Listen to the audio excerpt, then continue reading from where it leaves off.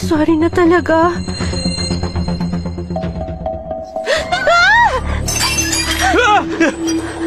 Aray! Mukha ako! Kuya Joseph!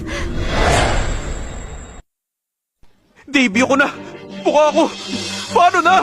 Tanungin mo yung kapatid mo. Di ba siya yung may pakana ng lahat? Kuya Joseph, sorry! Kasalanan ko to! Hindi, okay lang. Tama. Hindi mo kasalanan. Kasalanan mo. Ano namang kinalaman ko sa nangyari sa'yo, ha? Hindi mo tinago score mo at pinalabas mong bagsak ka. Hindi magkakagulo ng ganito. Okay ka lang ba talaga? Sure ka bang walang on-off dyan sa loob mo? Tao ka ba?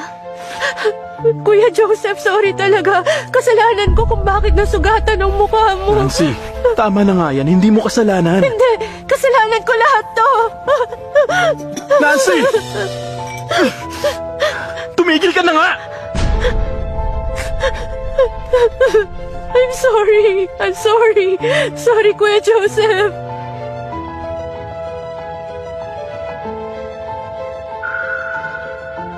Pag yung college entrance exam, may essay na introduce a good drama to a foreign friend, sigurado ako maganda ang entry ko. Yung ampon, binubuli yung tunay na anak. Hinamon pa tayo ng basag na bote. Kung may kakampihan man ako, sigurado ako si Linda na yon.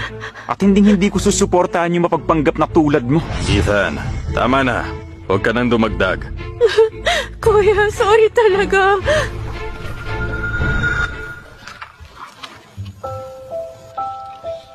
Anak, kapit lang.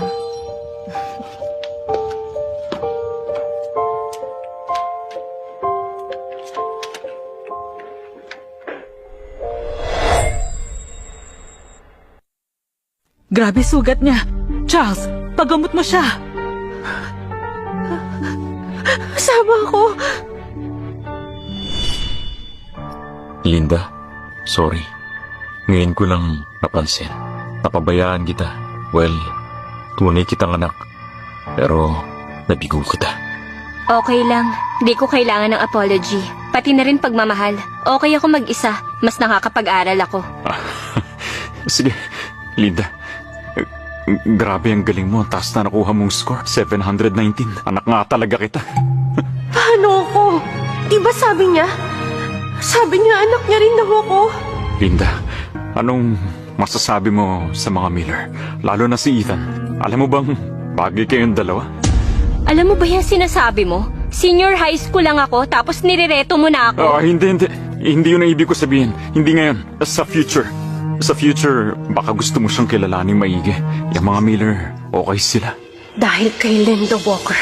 Dahil lang sa kanya, hindi na ako mahal ni Papa ngayon. Pati si Ethan. Galit na galit siguro siya sa akin. May kailangan ka pa ba?